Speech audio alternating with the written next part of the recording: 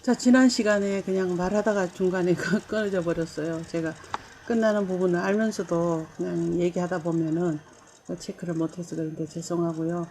자, 이제 이번이 아마 이번 학기 마지막 시간인 것 같습니다. 여러분들 한 학기 동안 고생 많았고요. 특히나 이 코로나 때문에 여러분들하고 그 어떤 그 면대면으로 전체적으로 보지 못하고 결국은 한 학기를 다 마치게 돼서 뭐 좀 아쉽게 생각을 하는 부분이 많습니다만, 혹여라도 또 저 여러분들하고 다시 만날 수 있는 어떤 기회가 된다면은 그때는 더욱더 이제 여러분들하고 좀 더 이렇게 친해지고, 또 여러분들의 그 어떤 그 뭐 진로라든가 뭐 그런 부분에 있어서 상담을 할 수 있는 그런 기회가 있으리라고 저는 믿고 있습니다.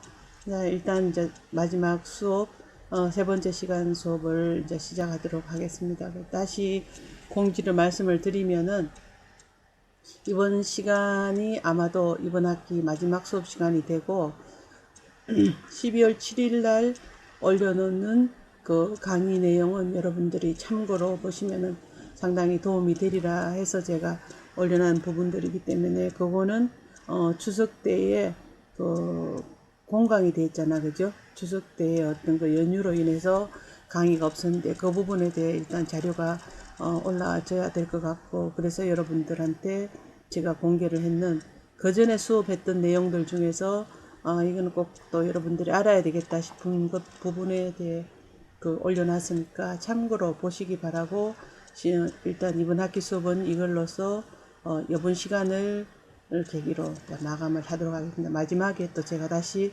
말씀을 드리겠지만, 일단 이번 시간에 그 좀 제가 그 PPT 그 분량이 좀 많아서 빨리빨리 또 진행을 하도록 하겠습니다.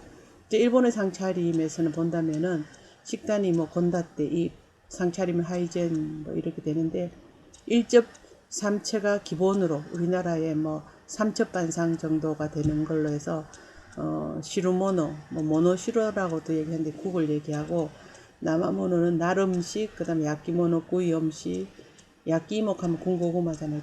모노라는 물건이라는 뜻입니다. 물건, 뭐 음식. 니모노는 조림, 이렇게가 가장 기본적인 것이다.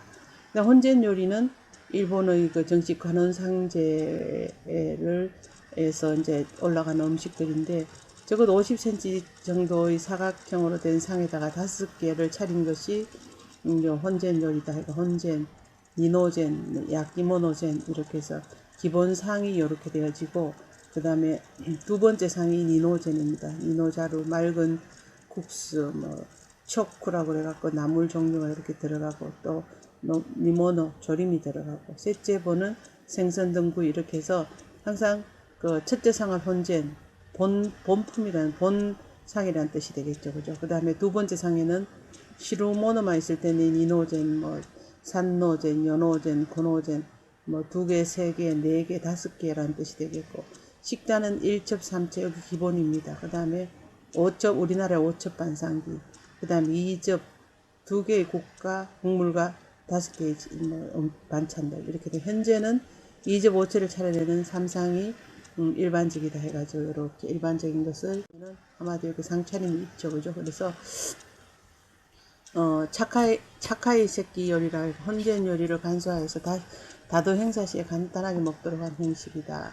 그래서 혼전 1첩 뭐 3채, 1첩 3채라 그러나요? 그런 요리를 간소화해서 다시 또 차카이 새끼 요리가 있고, 가이 새끼 요리가 있는데, 이거는 뭐 결혼식이나 연애용으로 이제 간소화시켜서 칠품은 많고 가정은 5품, 7품 정도가 적당하대. 7품이 이제 많다니, 가이 새끼 요리는 결혼식이나 연애용에서 쓴다는 얘기고, 밥과 포노모노, 침체류는 품수에 포함되지 않는다. 우리나라의 김치라든가 어, 또 간장이라든가 이런 거 품수에 넣지 않듯이 똑같다는 얘기죠. 맑은 국과 생선회를 먼저 내고 이제 바른 반찬 내는 것이 특징이다. 상차림 구성이 이렇게 되어져 있고, 주객의 상차림은 부인용 상차림과 조금 다른 것이 특색이 있고, 계절에 따라서 시각적인 면을 강조하고 양은 적게 하는 이런 풍습이 있습니다. 그래서 조금씩 하다 보니까 적게 먹고, 키 사이즈도 요즘은 아니지만 예전에 좀 적은 체구다 이래서 우리가 외놈, 외구, 이렇게 얘기하는 게 적을 외자입니다. 왜소하다는 뜻이 되겠죠. 그죠? 그 다음에는 쇼직 요리, 후차 요리, 오세치 요리 이렇게 해서 한번 여러분들 참고로 보시기. 그 다음에 일본의 식사 예절은 굉장히 엄격합니다. 식사하기 전에 반드시 인사를 하고 젓가락을 냅니다. 우리나라도 어른이 식사하기 전에는 먼저 젊은 분들이라든가 애들이 먼저 먹지 않잖아, 그죠? 그래서 이렇게 예절을 갖추고 바른 자세를 유지하고 음식 먹는 소리가 나지 않도록, 이거는 공통적인 것 같아요. 그 그릇 사용할 때는 그릇 뚜껑은 밥국 반찬 순으로 열어서 먹는다. 수저, 나무로 만든 젓가락, 와라바시라 그러죠, 그죠? 이렇게 하고. 그 다음에 꼭 숟가락을 써야 될 경우는 죽이나 오므라이스, 카레, 볶음밥 먹을 때 먹고, 음식 들을 땐 전용 젓가락. 중국 음식도 마찬가지였죠, 그죠? 그리고 일본 음식은 모양을 중시하기 때문에 썩지 말고 먹어야 된다는 거. 차 마시는 것을 두 손을 들어 왼손은 차 밑 받침, 찻잔 밑에 받치고 오른손은 찻잔을 쥐고 다음 뚜껑을 덜어 이렇게 되어 있습니다. 그 다음에 이제 일본은 그렇게 해서 간단하게 여러분들이 혹여라도 요즘은 워낙 이거 온라인이라든가 인터넷상에 자료들이 많으니까 꼭 참고로 더 보셔도 되고, 하여튼 이러한 것이다라는 것을 이제 그냥 훑어보는 걸로 제가 지나가겠습니다. 이 경우에는 특히 이제 서양 음식은 프랑스 음식이 그 중심에 있었죠. 그래서 꼬르동 블루라든가 이런 데서 프랑스 음식에 대한 아주 이제 뭐라 그럴까, 바이블처럼 요리하는 사람은 거기 가는 것이 하나의 그 꿈처럼 그렇게 되어져 있죠, 그죠?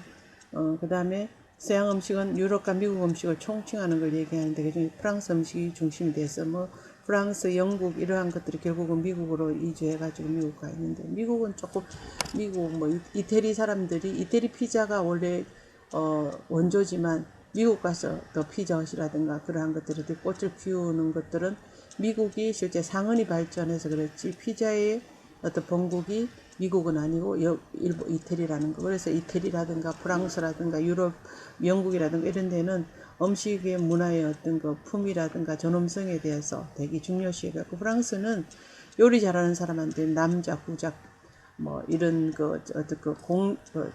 어떤 그 귀족의 그 자기를 줄 만큼, 그죠? 상당히 그 음식 만드는 사람을 존중을 했지만, 실제 우리나라 같은 경우에는 음식 만드는 사람을 천시하는 경향이 있어. 지금은 완전히 이제 한 20년 전부터는 이 문화가 완전히 바뀌어졌는데, 우리나라에서는 예전에 고려시대 따라 이럴 때는 죄를 지은 사람들이 이제 가서 감옥에 들어가 있을래, 아니면은 감옥 중에서도 음식을 만드는 그런 그 수락관에 가 있을래, 이렇게 해서 수락관에서 음식을 만드는 것이 죄를 감하는 그런 하나의 그 형벌이었, 감해주는 그런 벌과 같을 만큼 그런 그 천시했다는 얘기가 되겠죠. 그래서 천시하다가 지금 와서는 이제 우리나라도 완전 외국 문화가 들어오고 다 세계가 한 지구촌이 되다 보니까 이러한 음식 중심 프랑스라든가 미국, 영국, 이태리 이런 데 유학을 하고 온 사람들이 그 호텔이라든가 그런 주방을 차지하면서 조리를 하는 사람들의 셰프라든가 상당히 신라 호텔에 이런 지금 생각이 안 나는데, 그런 사람들은 아주 이사급으로 존중을 해주고 연봉이 몇십억이 넘는, 예전에만 하더라도 그런 어떤 대우를 받는 걸로 이제 풍토가 바뀌어져 버렸죠. 근데 일단은 그러한 그 식생활 문화에 유럽 서양 식생활 문화에는 그 프랑스가 중심에 있었다. 차이점은 풍토, 산문, 민족성에 따라서 조리방법이 다르고, 이러한 것들을 보시면 될 것 같아요. 그 다음에 프랑스의 식문화는 기후가 온화해서 농수축산물이 모두 풍부하다는 거. 그 다음에 이제 와인이라든가 향신료, 소스로서 음식만을 맛을 결정을 하는데, 백포도주는 생선 요리에, 적포도주는 육류 요리에 이제 사용을 주로 했고, 향신료로는 파세리, 후추, 샐러리, 너맥, 샤프란은 이거 지금 지구상에서 가장 비싼 향신료의 일종이죠. 샤프란 같은 거, 꽃잎 같은 거.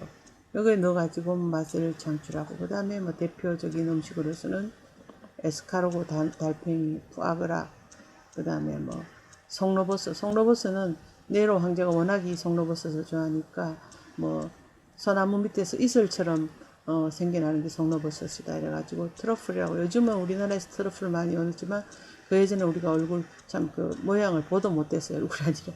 그래서 이 송로버섯은 송로버섯을 캐오는 만큼의 금을 줬다고 합니다. 네로 황제가. 그만큼 송로버섯의 향이 강하고 좋기 때문에 이러한 송로버섯에 대해서는 아주 높이 평가하는데 많이 나오지가 양산이 안 되니까 결국은 가격이 올라가는 것이 되겠죠. 그죠? 향이 강하고. 우리나라에도 뭐 양송이가 아니라 송이버섯이 향이 강하고 뭐 제철에만 나고 하기 때문에 비싼 그것도 좋아하는 사람들이 매니어들이 있고 이러니까 가격이 높게 형성되는 것처럼 송로버섯도 그만큼 많은 양이 생산되지 않는다는 얘기입니다. 생굴요리 이런 것들이 프랑스의 식문화를 어떻게 형성했다면은 미국에는 주로 편리성, 합리성을 취하다 보니까 패스트푸드라든가 냉동, 반조리, 인스턴트 식품이 발달했고 이러다 보니까 미국이 전 세계로 뻗쳐갈 수 있는 많은 식품 기업을 갖고 있는 계기가 되는 것이 바로 편리성, 합리성 이런 것들 때문입니다. 전 세계의 음식 문화를 소화해서 새로운 음식 문화를 창조하고 대표적인 것이 햄버거. 물론 패스트푸드라고 다 나쁜 건 아니겠지만 일단은 뭐 햄버거라든가 뭐 핫도그와 같은 것들은 그냥 준비되어 있는 거다 보니까 뭐라 그럴까요? 레디메이드 밀이라고 그럴까요? 레디메이드 푸드라고 그래갖고 만들어지가 단순한 조리 작업으로 단순 작업을 거쳐서 익힌다든가 뭐 렌지 돌린다든가 이렇게 하다 보니까 때로는 이 속에 들어가는 것들이 오랫동안 상온은 아니고 냉동에 견딜 수 있는 보존료와 같은 것들이 문제가 되니까 실제 뭐 햄버거를 먹으면 아주 뭐 안 좋다 뭐 어쨌든 더 나아가서는 뭐 암에 걸린다 이러는데 그런 건 아니고요. 샌드위치 백작이 샌드위치를 뭐 이렇게 카드 놀이를 하다가 밥 먹으러 가는 게 귀찮으니까 결국 하나의 어떤 빵에다가 고기류, 뭐 야채류, 뭐 과일류 이런 걸 집어넣어 만드는 것이 결국 샌드위치가 됐듯이 이런 편리성을 추구하는 것이 미국 전체 문화지만 또 더 나아가서는 또 이런 프랑스라든가 영국 문화와 같은 영국의 뭐 제수들이라든가 이런 사람들이 미국 와서 결국은 뿌리를 내리면서 결국은 메이플라워를 타고 왔는 영국의 사람들이 주축이 돼서 이렇게 미국식 생활을 만들었잖아요. 물론 미국 원주민이야 뭐 인디안이 되겠지만 인디안 레저베이션, 인디안 보호구역도 생기고 이러한 것들이 결국 외국 영국에서 왔는 그런 메이플라워를 타고 왔는 그런 뭐 사람들이 막 자꾸 자기네들의 어떤 지역을 침투하고 하다 보니까 그런 인디안 레저베이션이 일어나게 이제 구역을 정해놓고 있는데 지금도 뭐 그랜드 캐니언과 같은 데 가면은 그렇게 보도되어 있는 데가 있죠, 그죠? 노래도 있고 뭐 저가 대학교 다닐 때는 그런 노래가 되게 유행을 하고 그랬는데 어쨌거나 미국의식 생활 문화는 편리성을 추구하지만 또 상류 사회에 가면은 이러한 절차를 밟는 그런 식문화가 형성이 되어 있다고 볼 수가 있을 것 같습니다. 그 다음에 영국에는 목축업이 발달해가 낙농 제품을 이용하고 아침 식사를 아주 중요시한다. 그래서 잉글리시 브레이퍼스트라고 하는 그 아침 식사를 중요시하고 미국 같은 경우에는 컨티넨탈 브레이퍼스트라고 해가지고 뭐 계란, 빵, 우유 한 컵, 뭐 커피, 치즈 이렇게 간단하게 먹게 되는데 여기 영국은 그렇지 않더라. 음식 자체의 맛과 향을 중요시하기 때문에 가능한 향신료를 채소 사용하고 프랑스는 많이 사용하더라. 감자가 많이 생산되기 때문에 다양한 감자 음식이 많고 대표적인 음식으로는 이러한데 실제적으로 또 뭐 피시앤칩스 같이 생선 요리들을 많이 먹고 커피보다 홍차를 즐겨 마시는 그런 특성이 있습니다. 이탈리아는 식사량이 많고 프랑스인에 비해서 뚱뚱한 사람이 많다. 파스타 음식과 비료 음식 요리가 발달하고 향신료와 올리브유를 많이 사용하는데 그 대표적인 음식으로는 이러한 것들이 있더라 해서 이거 또 한번 여러분들 참고로 보시고 지금 이탈리아에 요리하러 가는 사람들도 많죠. 이탈리아 레스토랑도 많고 독일에는 감자와 소시지가 일본인의 이제 독일인의 주식이 됐죠. 그리고 목축업이 이제 발달했는데 저장 음식으로 햄이라든가 소시지는 맛이 이제 일품이다라는 얘기입니다. 북유럽 같은 경우에는 배려가 풍부해서 훈제품이나 소금 절임 등의 가공 제품이 발달을 했고 러시아는 술과 함께 즐기는 풍습이 있고 캐비아가 전체를 귀중한 일품이다 이라고 되어져 있습니다. 그 다음에 서양식 상차림에 필요한 기물로는 보면은 이제 양식당 가면 린넨류가 있겠죠. 식탁에 필요한 천 종류를 모두를 지칭을 하는데 린넨유에서 이 면으로 되어 있으니까 이렇게 정전기라든가 이런 게 전혀 일어나지 않겠죠. 그리고 삶아도 되고, 그죠? 그래서 꼭 린넨유로서 이렇게 이제 상차림에 사용을 하는데, 일본 같은 경우에는 린넨 같이 두꺼운 걸 안 하고 얇고, 그죠? 가볍고, 이렇게 삶을 수는 없이 그렇게 이제 합리적으로 아주 경량화되어 있는 것을 볼 수 있겠고, 서양식은 대체로 이렇게 린넨유로서 이제 뭐 테이블 클로스도 있고, 언더클로스, 런천 매트, 그 다음에 냅킨, 러너 이렇게 해서 쭉 나옵니다. 린넨은. 언더크로스는 테이블 폭 아래에 까는 두꺼운 면이나 융으로 충격이나 그릇에 부딪히는 소리를 방지하는 그런 기능이고, 테이블 크로스는 우리가 일반한 식탁보라는 얘기가 되겠고, 그죠? 그 다음에 런너라는 것은 테이블 가운데 길게 직사각형 모양으로 폭이 길게 해서 테이블 밑으로 떨어지고 멋스럽게 먹는 그런 것이 있겠죠. 테이블 크로스보다 조금 짧은 것이 좋다 이렇게 되어 있습니다. 냅킨은 뭐 잘 아실 테고, 그죠? 턱에 걸치기도 하고 자기 그 앞에다가 뭐 이렇게 그 입을 닦기도 하고, 또 이 냅킨으로 뭐 음식물이 흘러지는 것을 막을 수도 있겠고, 옷이 더러워지는 것을 방지할 수 있는 그런 역할을 한다고 볼 수가 있겠죠, 그죠? 그 다음에 서양식 상차림에서 식기류는 테이블웨어가 보통 도자기 그릇을 사용을 하는데, 음식의 종류에 따라서 그릇의 모양이 다르죠. 뭐 스프볼이라든가 시리얼볼, 샐러드 접시, 오드블 접시 이렇게 해서 보통 뭐 찻잔 세트가 1인용 기본 세트다 이렇게 식기류가 있고, 식사도구, 커터리가 있는데, 스푼, 포크, 나이프를 통틀어서 커트러리 혹은 플랫웨어라고 하고, 고급 커트러리는 은이라든가 도금 제품이라는 거, 이거를 실버웨어라고 한다 라고 되어 있습니다. 나이프 스푼은 디너 접시 오른쪽에, 포크는 왼쪽에 이제 이렇게 하고, 그 다음에 디저트용 포크와 스푼은 디너 접시 위쪽 중간에 미리 세팅하거나 디저트와 함께 서빙을 하기도 합니다. 그래서 이렇게, 그 다음에 유리잔은 여기 보면 화이트 와인잔, 레드 와인잔, 뭐 포트 와인잔, 와인잔도 다 틀리네, 그죠? 그 다음에 칵테일잔, 샴페인잔 이렇게 되어 있는데, 오른쪽으로부터 물잔, 레드 와인잔, 화이트 와인잔, 라이프잔. 레드 와인은 육류고기용으로 이제 먹겠죠, 그죠? 근데 화이트 와인은 생선 요리 먹을 때 주로 먹으니까 이렇게 육류가 먼저 나오고 그리고 생선이 나온다는 얘기가 되겠죠.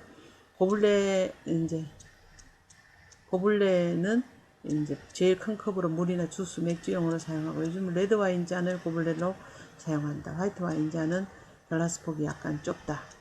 그 다음에 샴페인 잔은 좁고 길게 생기는 그런 잔인데, 발포성 와인 등 폭 넣을 때 사용을 한다는 거. 아이스크림 잔이나 펀치볼로도 사용을 하고. 센터피스는 테이블 중앙에 꽃이나 과일로 식탁 위를 장식해 식욕을 돋궈주고, 촛대나 소품으로 식탁의 분위기를 연출하는 그런 역할을 한다는 얘기입니다.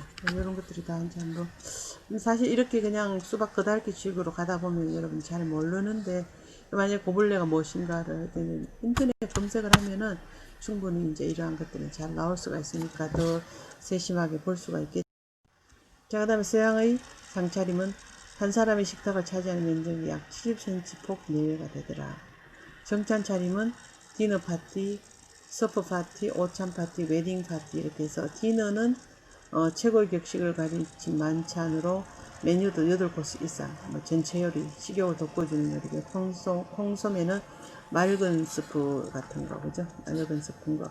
그 다음에 빵, 생선 요리, 앙트레, 샐러드, 후식차 이렇게 구성이 된다는 얘기입니다. 그 다음에 서프 요리는 서프 파티 상차림은 오후 6시간 저녁 식사 차림의 파티 상차림이 되겠고, 오차는 런천 파티 상차림, 정식 오찬으로 비즈니스 모임 등 사계장으로 메뉴도 디너에 드지 않을만큼 잘 차려놓고 테이블 세팅도 격식을 갖춘다 되어 있습니다. 웨딩 파티는 교회나 정원에서 가든 파티 형식으로 세미 디너 형식으로 결혼 축하용 파티, 웨딩 파티 이렇게 정찬 상차림을 하는 경우, 그 다음에 뷔페 스타일은 장소가 좁고 식기가 부족할 때 스탠딩 뷔페로 먹으면서 즐기기 간편하다. 초대 인원수가 적을 때는 sit-down 뷔페를 하고, 많을 때는 입식을 하겠고, 일상식 상차림의 아침 블랙퍼스트 상차림은 뭐 과일, 시리얼, 계란빵, 베이컨, 음료 등 5가지 정도 메뉴로 하고, 그죠. 브런치는 브렉퍼스트 플러스 런치로서 이제 브런치라 한다 해서 아침과 점심을 경험한 보통 그 식사 형식인데, 우리나라도 뭐 브런치라는 얘기들을 많이 하잖아, 그죠? 오전 11시경에 하고, 메뉴는 스프, 빵, 고기, 생선 요리, 샐러드, 후식, 차 등으로 구성이 됐고, 포틀락 상차림은 모이는 사람들이 각자 음식을 가져와서 갖는 캐주얼한 파티인데, 부인들의 모임이라든가 종교 음식으로서 자기네들이 각자 각 가정에서 만들어서 가져와 상차림을 어울리게 한다는 얘기입니다. 그 다음에 칵테일 파티, 뭐 티파티 이런 것들 참고로. 그 다음에 서양의 식사 예절은 이제 좌석이 상석의 주빈이나 여성이 앉는다. 보통 뭐 중국식이라든가 중식이라든가 일식 같은 경우에는 상석이 아니고 입구석이었는데, 서양에는 오히려 주빈이나 여성이 상석에 앉고, 앉을 때는 몸 간격을 주먹 2개가 들어갈 정도가 적당하다. 냅킨은 펴지 않은 상태로 무릎 위에 가다 조용히 펴고, 입을 가볍게 닦거나 핑거볼을 사용한 다음에 물기 닦을 때도 쓴다. 립스틱 같은 거는 이걸로 쓰면 안 되고, 식사 끝난 후에는 서너 번 접어서 테이블 위에 얌전하게 들어간다. 육류채에서는 왼쪽으로 포크를 잡고 뭐 이렇게 한번 보시기 바랍니다. 자, 음식을 먹는 방법에서는 에피타이저는 식욕을 돋구는 전체 요리가 되겠죠. 그렇죠? 그래서 웨이터가 식전 음료인 쉐리를 따를 때 글라스는 손으로 잡지 않고, 나이프 포크는 바깥쪽에 거부터 사용을 하고, 다 먹은 후에 나이프 포크는 접시 중앙에 비스듬히 넣는다는 얘기입니다. 그 다음에 빵은 버터 나이프로 버터를 집을 때 빵 접시 위에 갖다 놓고 한 입 크기로 손으로 떼어서 버터를 발라 먹는데, 빵을 입으로 베어 먹지는 말아야 된다는 얘기입니다. 빵은 스프가 나온 후에 먹기 시작하고, 디저트가 나오기 전에는 맞춰줘야 된다는 얘기입니다. 후식 요리 나오기 전에는 다 먹어야 된다는 얘기입니다. 생선 요리는 레몬 조각을 포크로 눌러서 레몬즙을 짜고, 생선 먼저 먹고 고기 요리 먹고 샐러드 이렇게 나오네, 그죠? 샐러드, 고기 요리, 생선 요리. 과일은 벗기지 않는 과일은 포크 한쪽으로 고정시켜 나이프로 껍질을 벗기고, 커피는 기어들어 설탕과 크림을 넣고, 그죠? 이렇게 한다는 거. 그래서 이렇게 장수가 많으니까 제가 그냥 막 넘어가는데, 이 서양의 식사에서는 실제적으로 에피타이저부터 시작해가지고 디저트까지 아주 그냥 코스가 그야말로 이제 천천히 그죠? 얘기를 하면서 나누면서 먹기 때문에 실제적으로 한 2시간 정도가 걸릴 수 있을 정도로 오랫동안 식사를 하고 사교를 하고 이렇게 이제 되죠, 그죠? 되고, 또 우리나라는 공간 전개형 상차림, 그죠? 식사를 음식을 못 한꺼번에 제공하는 그런 상차림이라면은 여기 서양 요리는 시간 전개형 상차림의 음식을 먹는 순서에 따라서 한 가지씩 제공하는 그런 상차림을 가지고 있다고, 상차림의 어떤 절차를 가지고 있다고 볼 수가 있습니다. 자, 그 다음에 테이블 코디네이션이 있는데, 이것도 코디네이션 변이 별도로 있을 정도로 상당히 코디네이션에 대해서는 심도 있게 많이 이제 연구도 하고, 이 코디네이터들이 있잖아, 그죠? 조화롭게 할 수 있는 것들. 보면은 테이블의 코디네이션은 단순히 음식은 먹는 그런 뿐만 아니라 뭐 식탁을 미를 추구하는 공간 예술이라고 보고 있습니다. 그래서 식탁 위에 올려놓는 식기라든가 음식 수저, 테이블보, 장식물 등의 물건의 색깔이나 소재, 모양 등의 조화를 이제 고려를 해서 코디네이션을 하고, 음식을 보다 맛있게 보이게 하기 위해서 식공간을 기획하고 조정 및 연출하는 것. 뭐 어떤 것이 테이블 위에 뭐 전등을 너무 밝게 한다든가 이러면 또 음식은 잘 보일지언정 또 분위기가 좋지 않다면 약간 분위기를 이렇게 좀 조도를 좀 낮추고 우아하고 따뜻하고 아늑하게 보여질 수 있도록 해줘야 된다는 것들이 뭐 테이블 코디네이터들의 얘기들인데, 한번 볼게요. 여기 보면 테이블 코디네이터의 기본은 TPO에 따른 테이블 코디네이션을 한다. 타임입니다. 식사 시간, 식사에 소요되는 시간도 각각 다르고, 플레이스, 장소, 실내냐 혹은 실외냐에 따라서 테이블 형태나 크기, 높이 등이 달라진다는 거. 그래서 공간이 좁을 경우 입식이 가능한 뷔페식 테이블 코디네이션이 필요하다. 그 다음에 오브젝트, 목적, 어떤 목적인가, 예를 들어서 뭐 사교 모임인가, 아니면 특별한 어떤 결혼식 모임인가, 또 아니면은 예를 들어서 또 비즈니스 연장선 산행이 있는가, 이런 거에 따라서 다 틀리겠죠. 식사 목적이 일상인지 특별한 행사인지, 초대인지에 따라서 이 목적이 달라지기 때문에 축하 분위기일 경우는 기분을 고조시킬 수 있는 분위기와 색상으로서 화려하게 연출해야 되겠죠. 국가 간 공식 의례 행사의 경우에는 다른 나라의 문화나 주변 사람을 배려해서 또 이런 코디네이션을 해야 되겠고, 연령, 친분 관계, 기호도 친분 모임, 친분의 어떤 그 모임이라든가 예의를 갖추어야 하는 손님인지를 고려해서 TPO에 따라서 이 코디네이션을 달리 한다는 얘기가 되겠습니다. 그 다음에 오감의 조화가 되는데, 미각, 시각, 후각, 촉각, 청각, 이 오감, 그죠? 맛을 느끼고, 눈으로 보고, 냄새로 맡고, 만져보고, 그죠? 귀로 듣고, 사각사각 씹히는 맛이라든가 이런 것을 자극해서 음식의 맛과 조화를 잘 이룰 수 있도록 해줘야 된다. 그 다음 색상의 종류가 많을 때에는 너무 무질서하고 산만하기 때문에 단일한 색상은 또 너무 단조롭고 지루하다. 그래서 음식의 색하고 식기, 테이블 보등이 조화를 잘 이룰 수 있도록 코디네이션을 해야 된다는 얘기입니다. 그 다음에 이제 색과 계절감으로 본다면 봄에는 핑크나 레몬색, 라임 그린, 파스텔 컬러로 조합하는 것이 봄에 어울리는 그런 색깔이 되겠고, 그죠? 테이블 플라워도 좋겠고, 여름에는 코발트 블루, 시원하게 보일 수 있는 거, 차가운 계통을 해서 시원함을 연출해라. 가을에는 로즈, 와인 컬러, 갈색, 겨자, 자연의 낙엽색을 중심으로 준비하고, 브라운색은 부분적으로 사용하는 것이 좋다. 겨울에는 주로 이제 따뜻한 색을 연출할 수 있는 것이 좋겠다. 이렇게 해서 이런 어떤 거 코디네이션의 기본적인 것이 이제 되는데, 이런 거는 코디네이터들이 꼭 이제 알아둬야 될 어떤 거 기본적인 덕목이라고 볼 수가 있겠죠. 그래서 기본적인 어떤 베이스라고 보면 덕목이라기보다도 하시면 될 것 같고, 아마도 강의는 여기까지가 이번 학기 수업이 될 것 같은데, 마지막 이 시간에는 실제적으로 여러분들과 마무리하는 것이 되다 보니까 내용적인 충실도보다는 이러한 것들이 있더라는 것에 대해서 제가 쭉 훑어가듯이 했는데, 여러분들이 한 번씩 이제 보시기 바라.